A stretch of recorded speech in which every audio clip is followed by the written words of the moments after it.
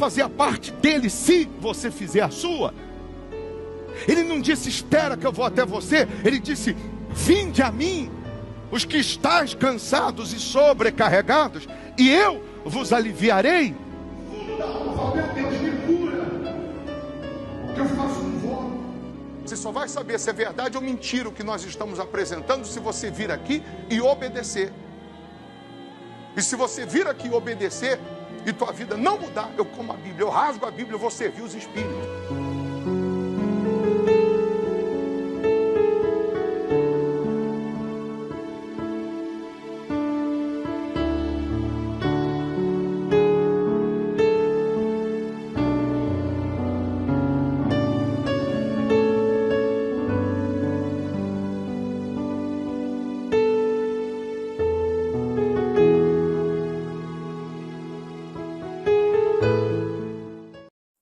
Muito bom dia, Deus abençoe essa terça-feira, dia 11 de fevereiro de 2025. Mais uma vez nós estamos aqui nesse horário lhe convidando a juntos unirmos a nossa fé e realizarmos uma oração.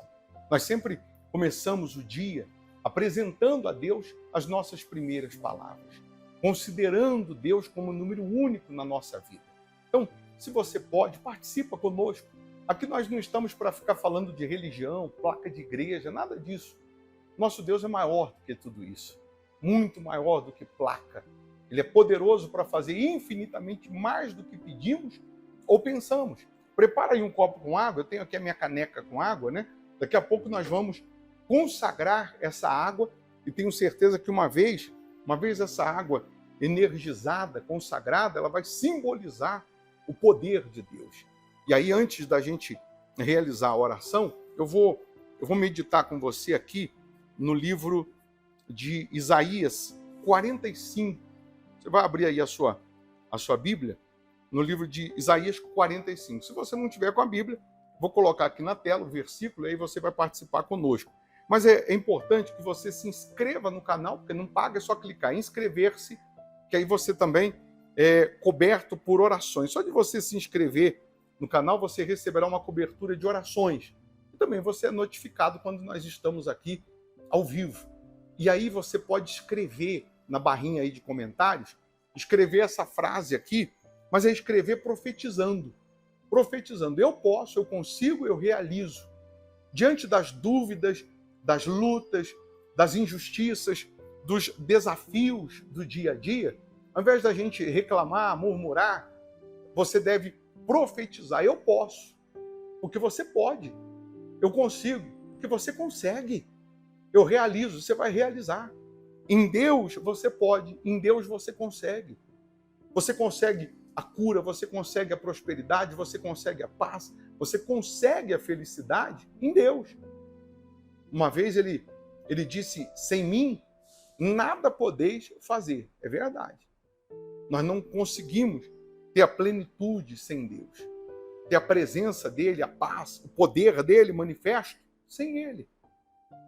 Com a força do seu braço, com a sua expertise, com a sua capacidade, você é limitado. Você chega até um patamar e é dali para cá. Chega um patamar e para.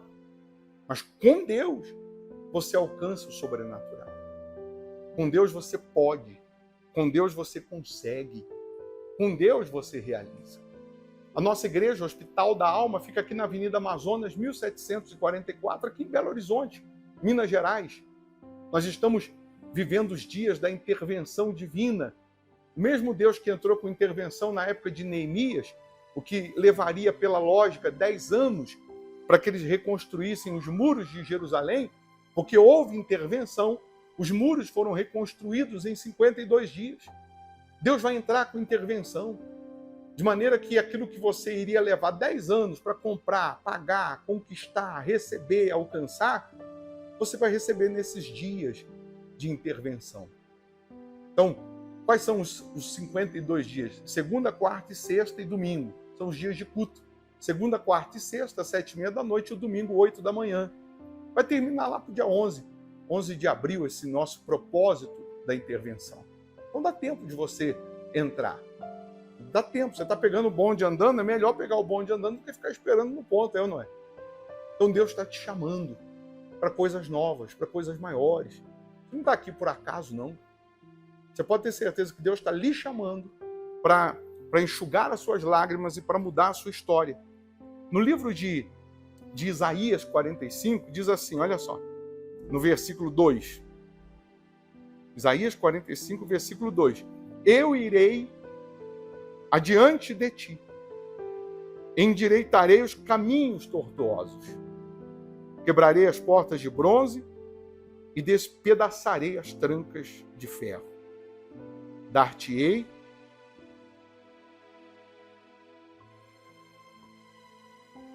os tesouros escondidos e as riquezas encobertas, para que saibas que eu sou o Senhor, o Deus de Israel, que te chama pelo teu nome.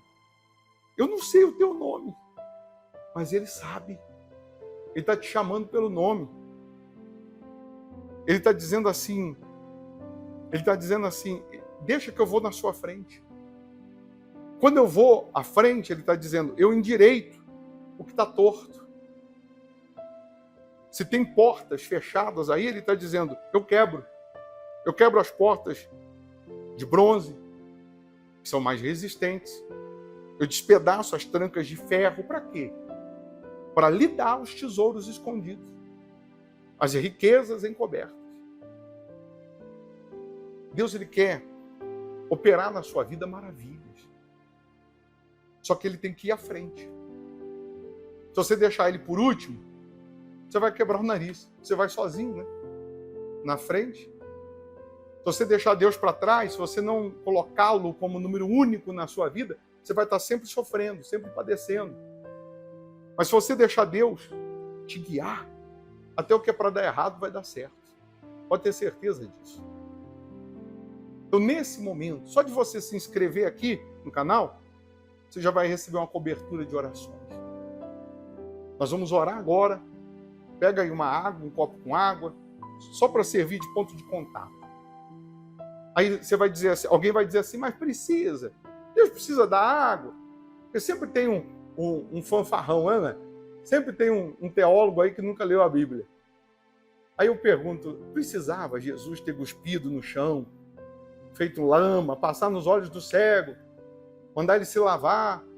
Aí ele foi, se lavou e voltou vendo? Sendo Jesus quem ele era, quem ele é. Era só ele soprar que o cego enxergar, mas ele usou um guspe como ponto de contato. Não é melhor água do que guspe? Honestamente, não é melhor água? Então a água vai servir de ponto de contato. Uma vez consagrada, ao beber dessa água, você vai receber saúde física, saúde espiritual. E um detalhe, não questiona a palavra de Deus, não. Não fica questionando. Questionando, que eu digo, é duvidando. Duvidando. Creia. Se você crê como diz as Escrituras, está escrito isso, se você crê como diz as Escrituras, do seu interior fluirá rios de água viva. Se você crê como você acha que tem que crer, ao teu modo, a sua vida vira um fiasco. Só aqui, né, entre a gente, e pode espalhar o que tem de crente, o que tem de gente crendo como ela acha que tem que crer, não como diz as Escrituras. Minha amiga, meu amigo, não está escrito no gibi. O que tem de crente, o que tem de pessoas crendo ao modo delas. Ela quer só uma palavra motivacional, ela quer só um louvor, ela não quer compromisso, ela não quer comprometimento, ela não quer ter que sacrificar o corpo, a alma, a vida, ela não quer sacrificar o eu. E a Bíblia diz que o nosso culto, ele tem que ser racional, e o nosso corpo como sacrifício vivo. Ou seja, não importa o que eu acho, o que eu penso, o que importa é o que ele acha. O que importa é o que ele pensa, o que importa é o que ele diz. se eu seguir e obedecer o que ele diz, a minha vida muda. A minha história muda. Então eu estou me prolongando um pouquinho, porque nesse momento aqui que a gente está compartilhando essa mensagem, o Espírito Santo está trabalhando em seu favor. Ele está aí, acalmando o teu coração, ele está aí curando, ele está aí prosperando, ele está dando ideia, dando força, dando direção. E tão logo você se comprometa a estar com ele, a permanecer com ele, você verá uma transformação da água para o vinho, porque ele transforma mente, ele transforma coração, a mente do seu filho está no vício, o coração do seu marido pedrificado, de um ente querido. Deus, ele transforma tudo. É só você se render a ele. Então vamos orar? Vamos falar com ele? Se possível, feche os seus olhos. Ó Deus, em o nome do Senhor Jesus, é nesse nome que nós cremos. É nesse nome que nós depositamos toda a fé, toda a confiança, toda a esperança. No teu nome, meu Pai. É no teu nome que nós estamos aqui orando, para o Senhor cumprir com o que lemos aqui no livro de Isaías 45.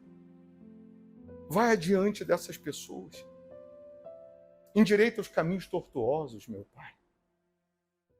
Despedaça as portas de bronze, as trancas de ferro. Tem coisas que o braço, a força dessa pessoa, a influência não consegue dar. É só o Senhor. Sabe, Deus, se o Senhor não for na nossa frente, os caminhos vão continuar tortos, as portas vão continuar fechadas. O Senhor disse que dá os tesouros escondidos, as riquezas encobertas, que nós entendemos que não é só no âmbito econômico, é no espiritual, é no sentimental, é no familiar. Então, meu Deus, toca na vida dessas pessoas. Toca agora. Se tem alguém com dor, que a dor desapareça. Se tem alguém sofrendo, gemendo, que ela seja livre. Fortalece o fraco, levanta o caído. Que esse dia seja um dia de boas notícias, de portas abertas, de boas novas. Que esse dia seja uma bênção, meu Pai. Meu Deus, consagra, energiza essa água que essa pessoa preparou. Ao beber dessa água, que ela receba saúde física, saúde espiritual. Oh, meu Deus, nós precisamos tanto do Senhor. Nós carecemos tanto de Ti. Abençoa as famílias. Abençoa o Teu povo, os Teus servos. Abençoa os inscritos aqui no canal. Todas essas pessoas sejam abençoadas, meu Pai. Sejam fortalecidas, meu Deus. Que esse dia seja uma bênção para o Teu povo. Que essa pessoa possa não só profetizar essa frase, eu posso, eu consigo, eu realizo, mas que ela possa ver isso se materializar. Nós determinamos o milagre, a bênção, na vida de todos, em o nome do Senhor Jesus.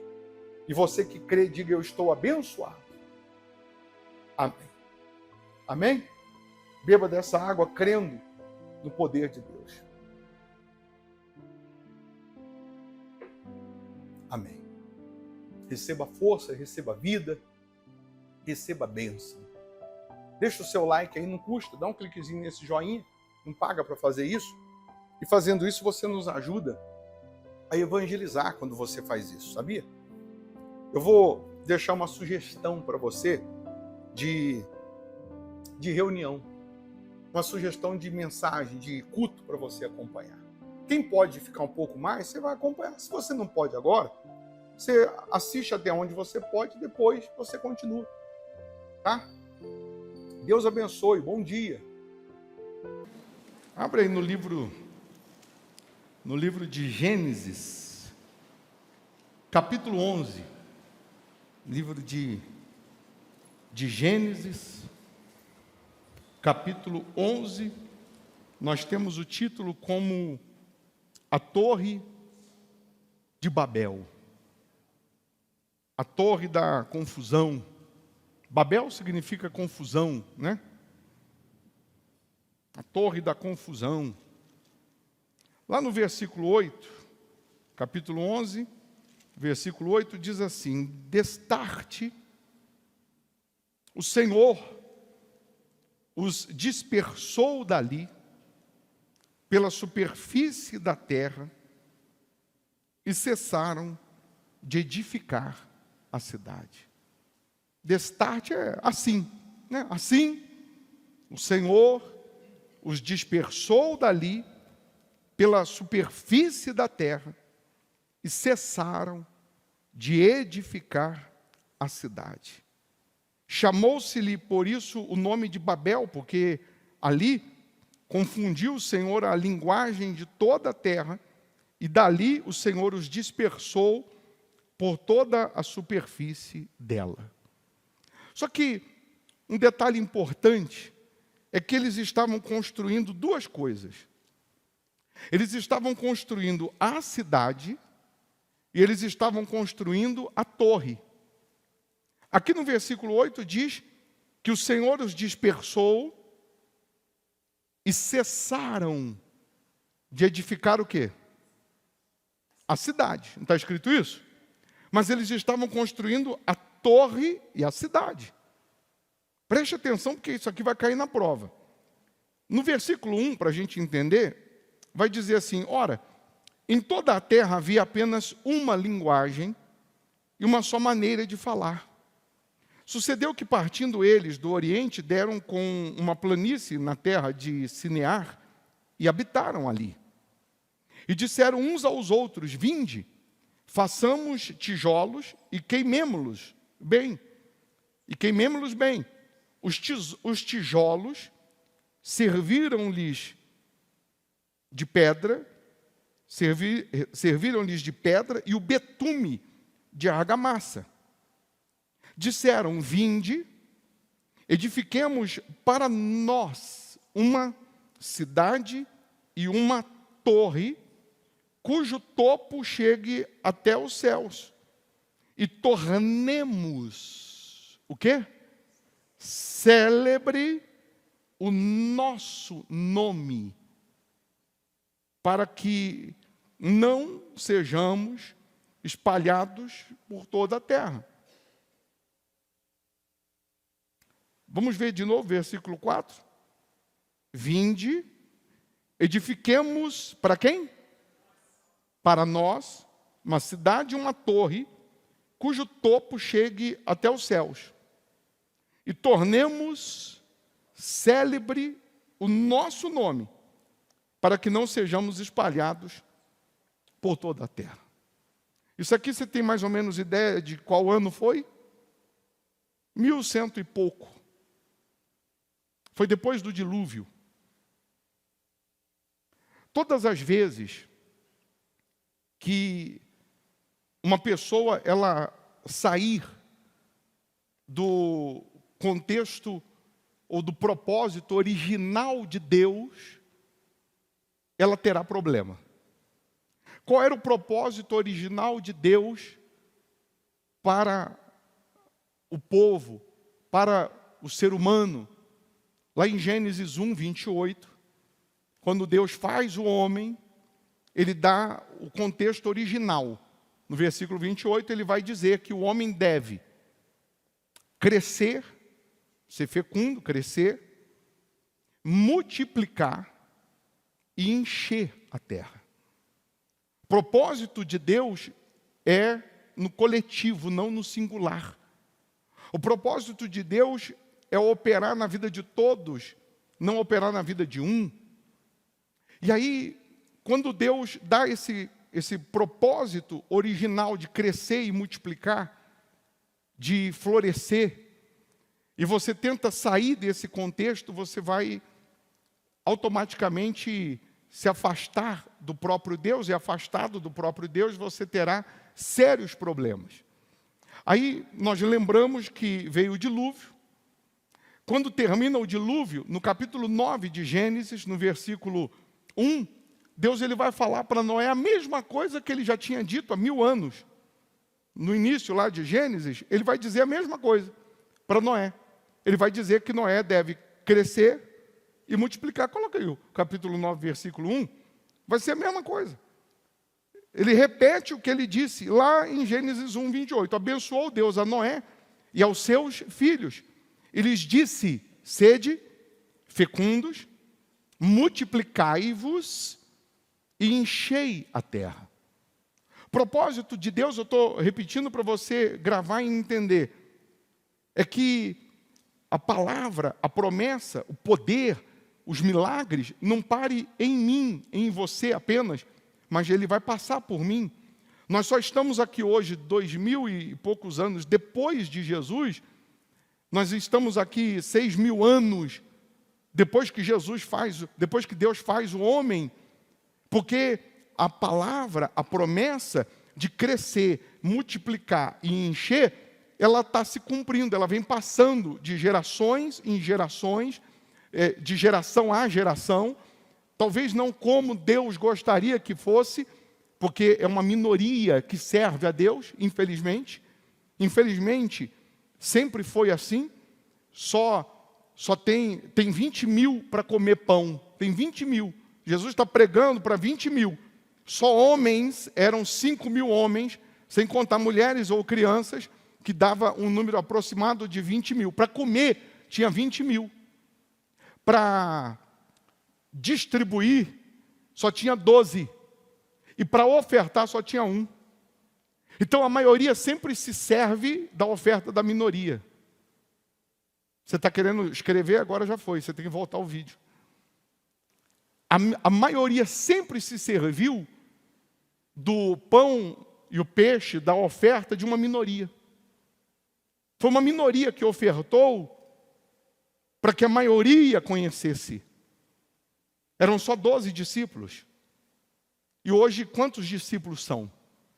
Era uma minoria. Para fazer chegar a palavra, a salvação, o reino de Deus, na maioria. Hoje acontece a mesma coisa. Nós temos, infelizmente, uma minoria que honra a Deus, que serve a Deus, que é fiel, que teme, e a maioria acaba se beneficiando. É uma minoria que dizima, é uma minoria que oferta, é uma minoria que mantém a obra, e qualquer um que chegar, a hora que chegar vai ser atendido, vai ser ajudado, vai ser orientado, ele pega o milagre, coloca no bolso e não volta nunca mais, mas pela oferta da minoria. A salvação, a Bíblia diz que só o remanescente será salvo. Ou seja, é uma minoria. Não é, Deus não está disputando, preste atenção para você falar assim, então quer dizer que o diabo está ganhando? Porque a porta que leva para o inferno é larga, espaçosa, a Bíblia diz, e a maioria passa ali. Todo dia morre milhões e milhões sem Jesus.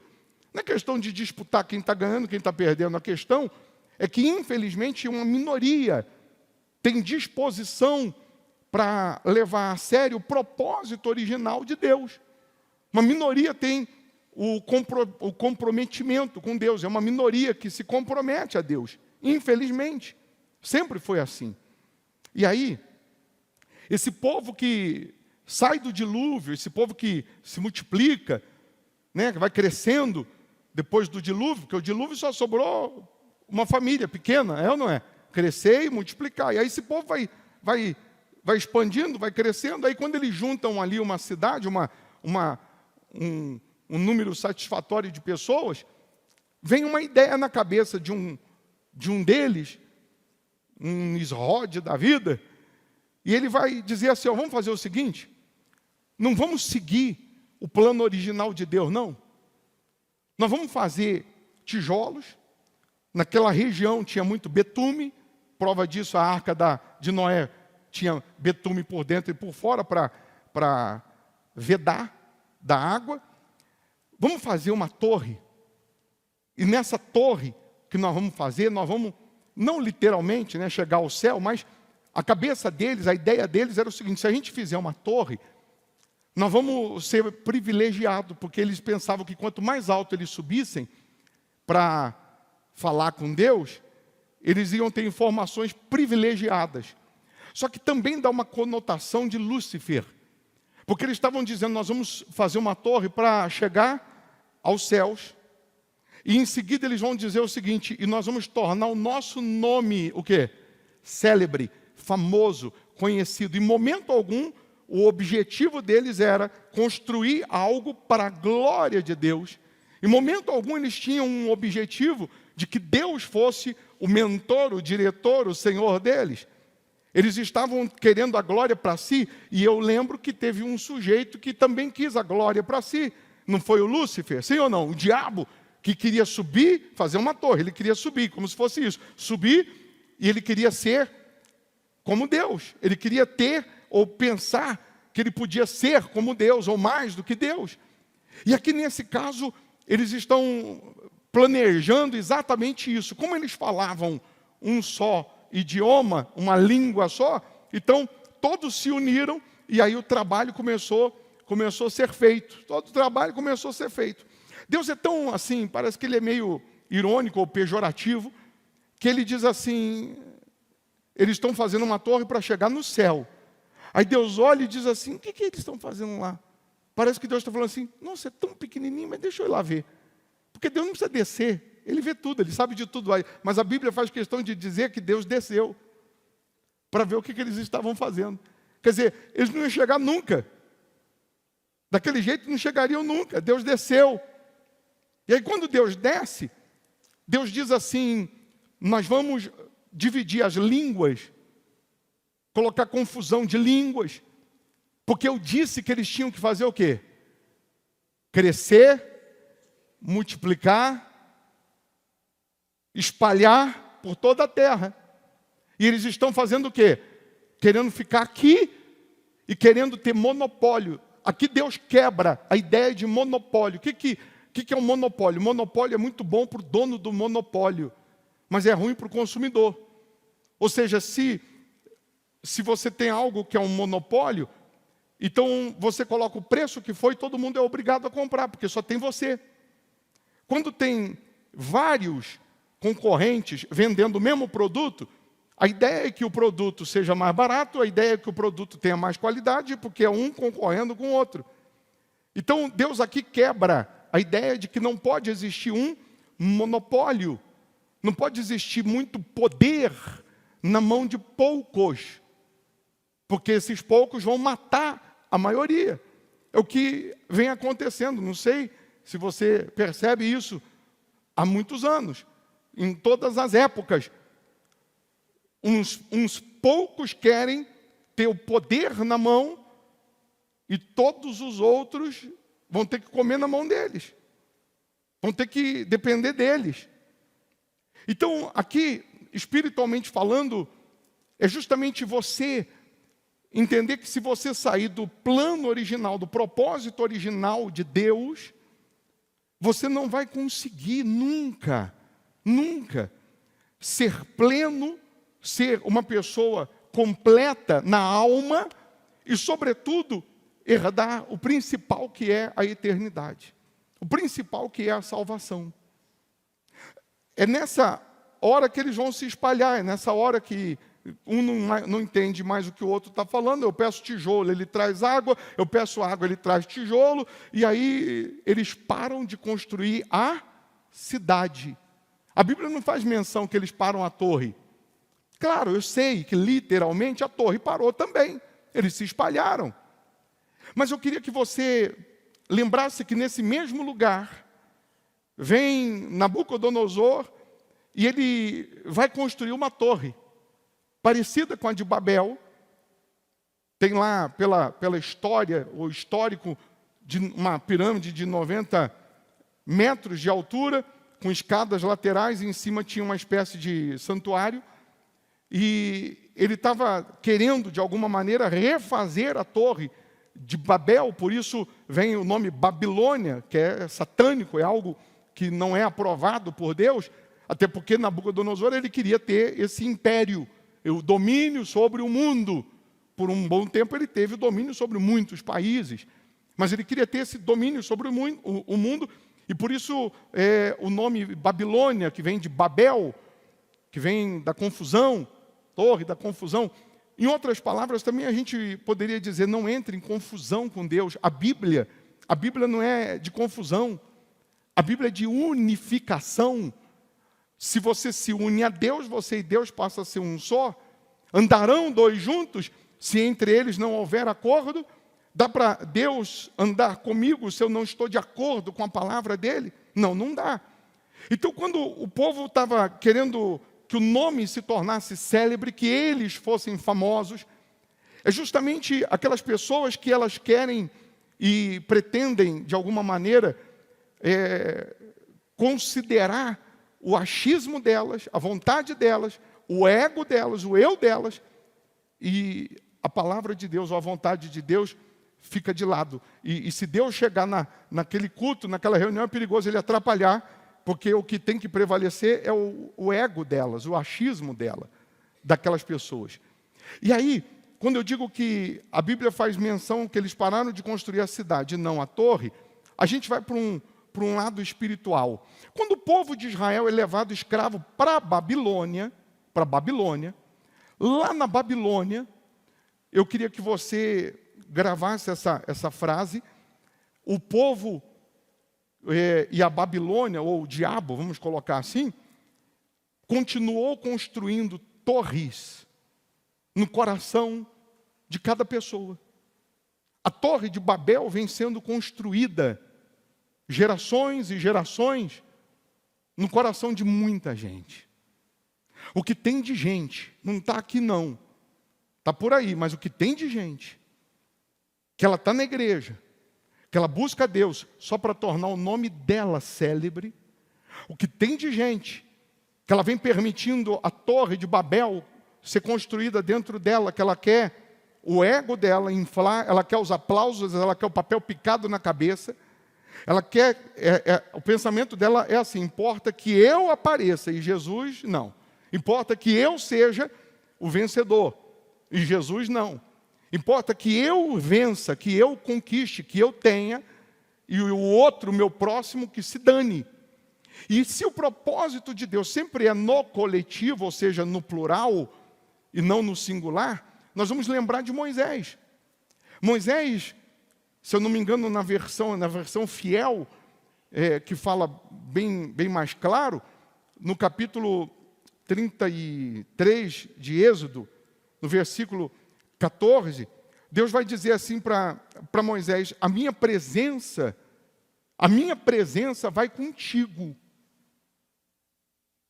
Disse, pois, irá a minha presença contigo para te fazer descansar. Ou seja, se eu não tenho a presença de Deus, eu não tenho descanso. Toda pessoa que não tem Deus na vida dela, ela não tem paz, ela não tem alegria plena, ela pode dar risada, mas ela chora por dentro. Quantos que você já viu, famosos, dando entrevista e dizendo, eu animava o público, mas quando saía dali, eu chorava com depressão. Anderson Nunes falou sobre isso. Poderia dar alguns nomes. Esse menino agora que a gente postou, o JP, falou também a mesma coisa. Quantas pessoas, aquele Ceará que é humorista, que participa lá com o Carlos Alberto, na Praça é Nossa, ele já falou sobre isso. Que às vezes ele vai lá, grava, faz todo mundo rir, mas dá uma síndrome de pânico nele, de depressão, que ele fica desesperado. Pessoas que, na frente das câmeras, elas se vestem de um personagem, mas a alma está vazia. A alma está longe de Deus. Está bem longe de Deus. E todo sucesso não compensa o fracasso na alma. Todo sucesso fora, do coração para fora, nunca vai compensar o vazio dentro, nunca vai compensar o medo dentro, nunca vai compensar os traumas dentro. Entenda isso. Aí, no versículo que Deus fala para Moisés aqui, irei contigo, que é no versículo 14, no versículo seguinte, coloca aí o 15, por favor, de Êxodo 33. Então lhe disse, se tua presença, Moisés falando, se tua presença não fores com quem? Peraí, mas Deus falou no 14 o quê?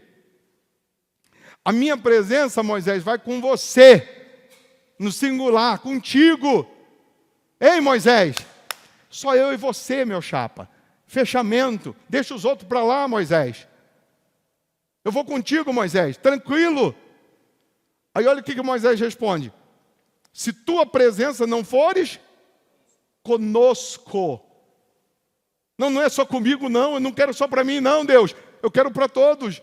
Eu quero para esse povo. Se a tua presença não fores conosco, não nos faça subir daqui. A conversa de Moisés com Deus é que Deus está tão injuriado porque o povo, tão incrédulo, só reclama, murmura. E aí Deus chega para Moisés e fala, Moisés, é o seguinte, eu vou matar o povo. Também estou cansado desse povo, eu vou dar fim neles.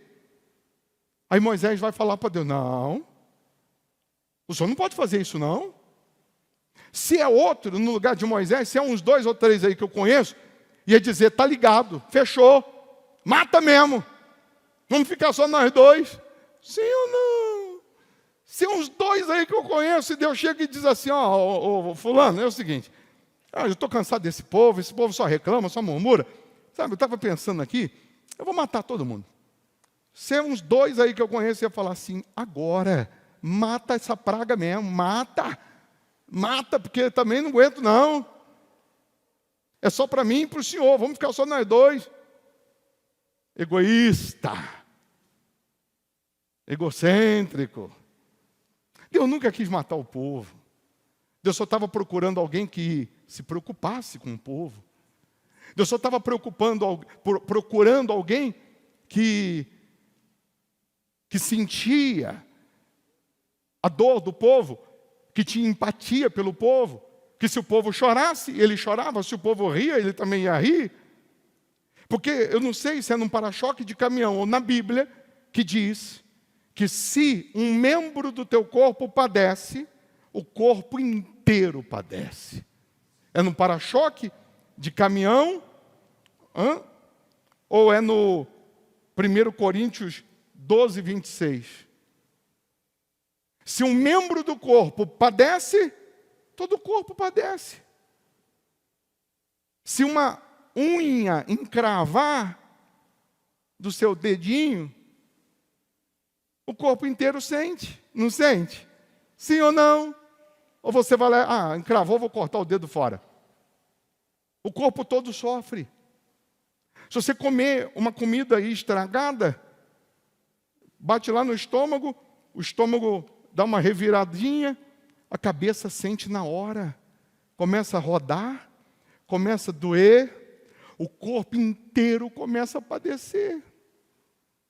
E por que você, irmã, irmão, quando você vê um membro do corpo de Jesus, de Cristo, você vê uma pessoa que se afastou, pecou, falhou, se distanciou, por que você condena? Por que você joga pedra? Por que você não padece junto? Por que você não ora? Por que você não pede, Deus, tem misericórdia?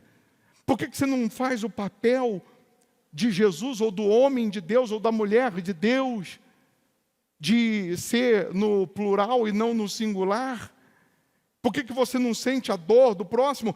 Porque está faltando Deus em você. Cuidado, para você não estar no lugar, ou não ser como aqueles homens da Torre de Babel, que só pensavam em si, que só queriam para si, que era só no singular. Cuidado, para você não ter nome de que vive e está morto espiritualmente. Cuidado, porque se você é aquela pessoa que só se preocupa no singular, você só vê o ego, o eu, o para mim, e não para o próximo, você não tem essa empatia.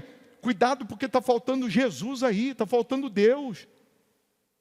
Eu queria que você entendesse que o Evangelho não é simplesmente para suscitar, para levantar heróis, mas o Evangelho é principalmente para restaurar os vilões, para restaurar aqueles que ninguém dão nada, que ninguém acreditam. Você quer fazer o papel do homem de Deus, da mulher de Deus? Se você conhece alguém que está quebrado, arrebentado, alguém que já serviu a Deus, alguém que já andou com Deus e está todo destruído, está todo mundo apedrejando, chama essa pessoa para tomar um café com você. Chama essa pessoa para almoçar, chama essa pessoa para sentar à mesa com você, e no sentar à mesa, faz o que Jesus ensinou, que é o partir o pão, o repartir o pão. Talvez essa pessoa, você chamando ela para perto, ela vai dizer, não, mas em outras palavras, eu pequei, eu virei as costas para Deus, e aí você vai fazer o papel do servo de Deus, mas Deus não virou as costas para você, mas Deus não se distanciou de você. Você vai fazer o papel do servo. Se essa pessoa não quiser, você fazendo tudo isso, você está fazendo o papel, amanhã ela vai dizer, pelo menos o fulano, a fulana, ela refletiu a imagem de Jesus para mim. Ao invés dela ir lá nas redes sociais e apedrejar e condenar, porque é assim que muitos fazem hoje, né? Nas redes sociais eles apedrejam, eles jogam pedras, eles julgam, são os abutres, são os apedrejadores que deveriam estar estendendo a mão, estão apedrejando, e se dizem crentes, e se dizem de Deus, se julgam mais santos, se julgam mais salvos, se julgam mais de Deus. Então, eu estou tentando fazer você entender, o Espírito Santo está fazendo a gente entender que o reino de Deus, o servir a Jesus, o andar com Jesus é muito mais do que placa de igreja, do que religião. Tem gente que ela conversa com outro, você também serve a Deus, sirvo, irmão, sirvo. Aí dependendo da placa da igreja dele ou dela, essa pessoa já não conversa mais, já não anda mais. Não, então não vou falar com você não posso falar com você não. Ué, eu não entendi. Quantas pessoas que, infelizmente, ela briga pela placa, ela briga pela religião, ela briga pelo nome, quando ela deveria se unir, ela deveria somar? Sim ou não? Ela deveria estender a mão para aquele que está quebrado, quebrantado, arrebentado. Ela deveria colocar azeite na ferida, o vinho na ferida, fazer o papel do bom samaritano independente da religião do sofrido, do aflito, independente da crença do desesperado. Quantas pessoas que, infelizmente, ela não está fazendo o papel de servo de Deus. E às vezes ela vai perguntar, mas por que será, hein? Que eu estou indo na igreja e eu estou sendo fiel em algumas coisinhas e a minha vida não mudou. Está faltando Deus fazer coisas maiores e melhores. Será que não está faltando você também fazer a vontade dEle? Será que não está faltando você fazer algo mais? Tá, mas eu já sou dizimista, eu sou ofertante, eu faço votos. Sim, mas não é só isso, o servir a Deus. Como também o servir a Deus não é só jejuar, orar, ajudar o próximo, ganhar almas, evangelizar e não ser dizimista, não ser ofertante. Uma coisa não é para isentar outra, é uma soma. O crescer, multiplicar e encher a terra tem que se cumprir.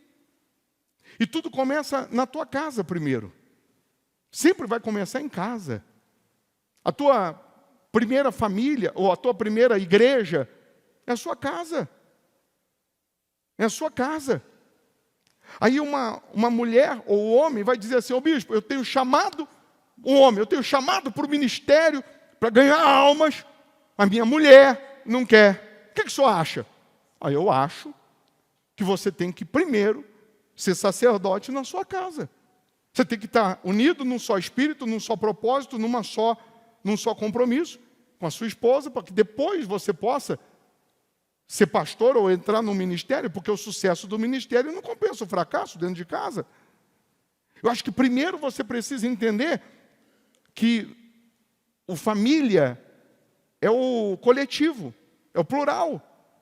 Eu preciso primeiro mostrar Deus aqui em casa, como marido, como esposa, como filho, cada um no seu quadrado, cada um na sua obrigação, cada um cumprindo com a sua obrigação, com as suas responsabilidades. Quando você consegue isso em casa, aí você vai para o vizinho, aí você vai mostrando Deus nas outras áreas. Então, a reconstrução dos muros lá na época de Neemias só foi possível porque cada família começou primeiro na frente da sua casa. Depois foi para os lugares onde não tinha casa. Mas a reconstrução, o poder de Deus sempre vai se iniciar em você. Vai iniciar através de você com os seus. Não, lá em casa é uma confusão, uma briga, sabe o que eu vou fazer?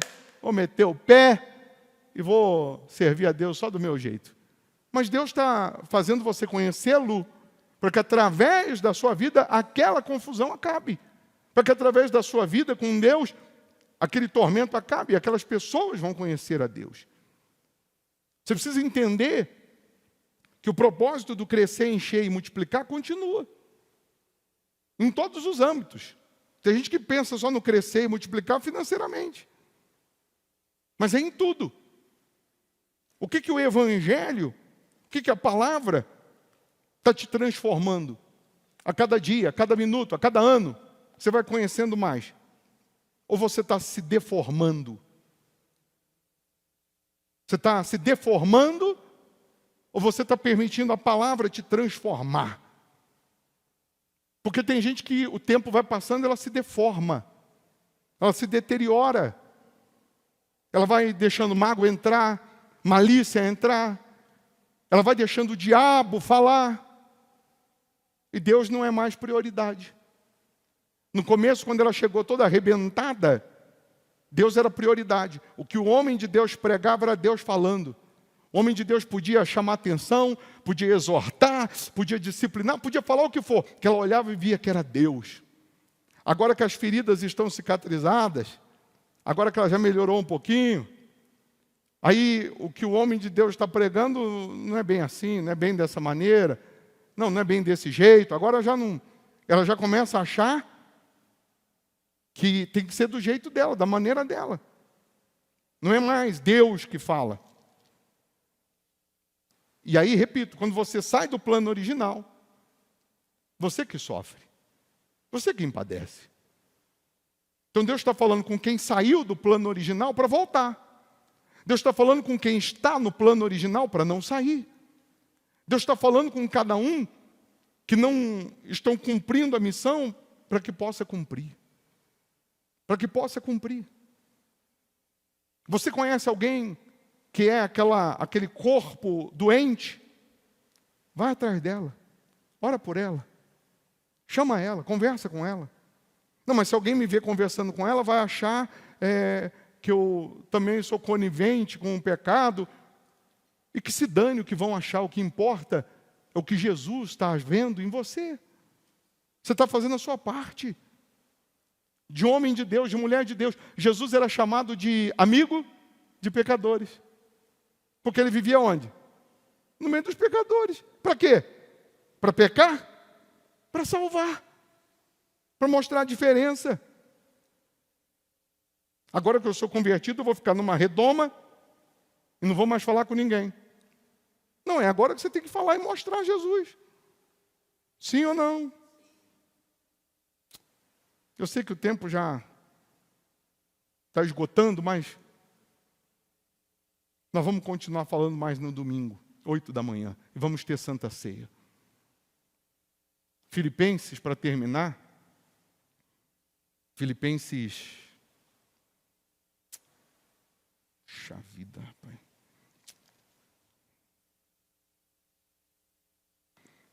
Última carta de Paulo, né, à igreja.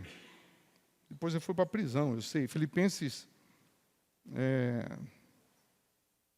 3, versículo 10. Sabe o que Paulo vai dizer assim?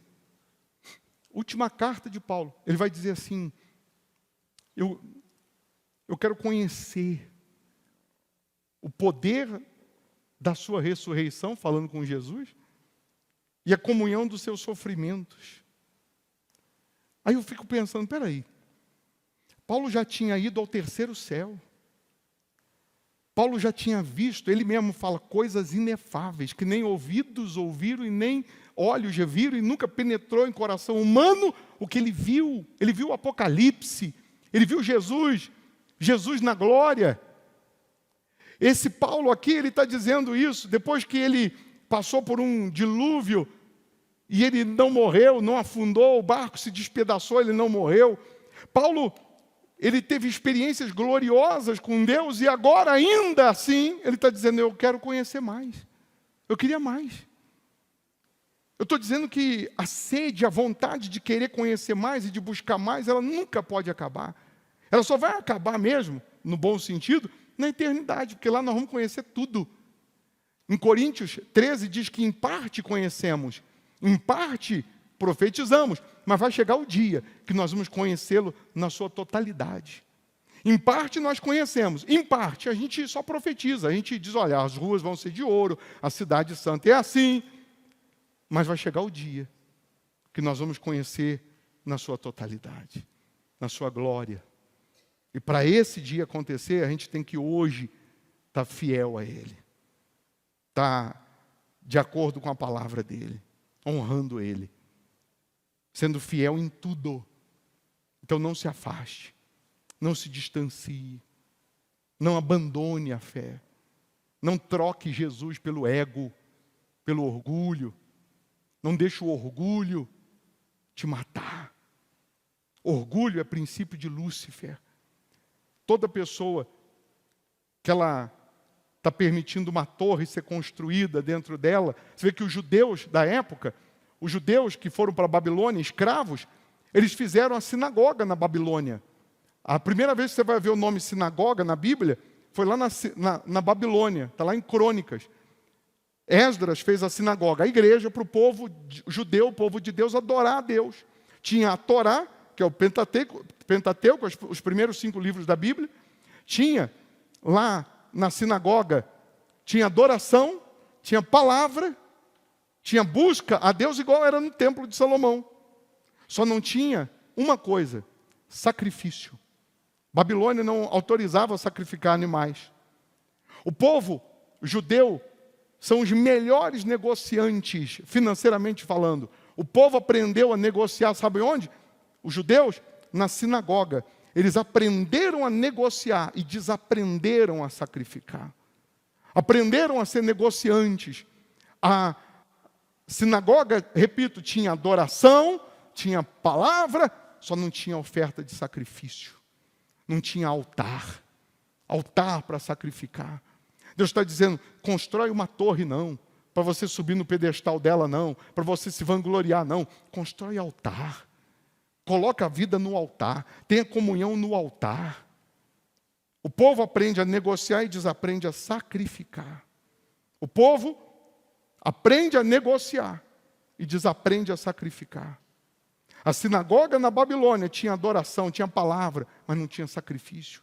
Ei, uma música gospel, um versículo motivacional gospel não vai te salvar não. Se não tiver vida no altar, fidelidade no altar, sacrifício, fidelidade no dízimo, se não tiver comprometimento, não tem salvação. Não tem salvação. Cuidado. Eu poderia ser um motivacional, uma pessoa, um coach motivacional, dando só versículo isolado, só mensagens lindas. Você ia me amar, porque não tem oferta, não tem sacrifício. Porque toda vez que toca no bolso, toca no ego, toca na torre de Babel, toca no orgulho, toca no apego a dinheiro. Aí eu venho só com mensagem linda, você vai vencer, vai dar tudo certo, tudo certo, tudo certo, tudo certo, e sempre. E não tem sacrifício, não tem vida no altar. A princípio, meu nome ia ficar célebre. Você ia me amar, curtir, comentar, que maravilha. Você ia até chorar na palavra. Só que se você morre assim, sem eu ter falado para você do inferno, sem eu ter falado do reino de Deus, sem eu ter te mostrado o que é evangelho, sua alma é cobrada das minhas costas. Se você está vendo alguém que está indo para o inferno e você não avisa, a Bíblia diz que se ela for para o inferno, se ela sofrer, o sangue é cobrado de você. Ao passo que se você falar e ela não ouvir, e ela for para o inferno, o sangue não é cobrado das suas mãos. Então, a gente está numa era que a sua maioria, as pessoas só querem a palavra, a adoração da sinagoga, a palavra linda, bonita, lá na Babilônia, mas não querem ouvir sobre sacrifício, sobre dízimo, porque a torre de Babel continua sendo construída dentro de muitos. Derruba essa torre e permita um altar. Volta para o altar se você saiu, e se você nunca esteve, construa um.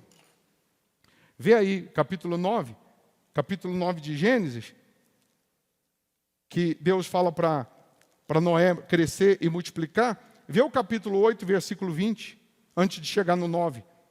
Antes de chegar no 9, Noé sai da arca, e versículo 20 do capítulo 8 de Gênesis diz: levantou Noé, o quê?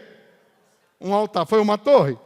Um altar ao Senhor. E tomando de animais limpos e de aves limpas, ofereceu holocausto sobre o altar. Aí no 9, Deus faz uma aliança com Noé e diz: crescei, multiplicar e enchei a terra. Aí Deus vai dizer assim: eu não vou mais matar ninguém com dilúvio. O sinal da minha aliança é toda vez que você vê um arco no céu, é o sinal da minha aliança, que é só metade, né? Porque a aliança de Deus com o homem é só a parte dele, metade da aliança. A outra parte da aliança tem que ser do homem. Deus faz a dele, eu tenho que fazer a minha. Cada um tem que fazer a sua. Amém? Feche os seus olhos, sentado mesmo, e diga: meu Deus, obrigado, porque eu quero obedecer a tua voz, fazer a tua vontade. E se porventura tenha a carne, o meu ego, o meu eu querendo prevalecer, que ele seja sepultado, que ele morra, e que prevaleça a tua vontade em mim, em nome de Jesus. Amém.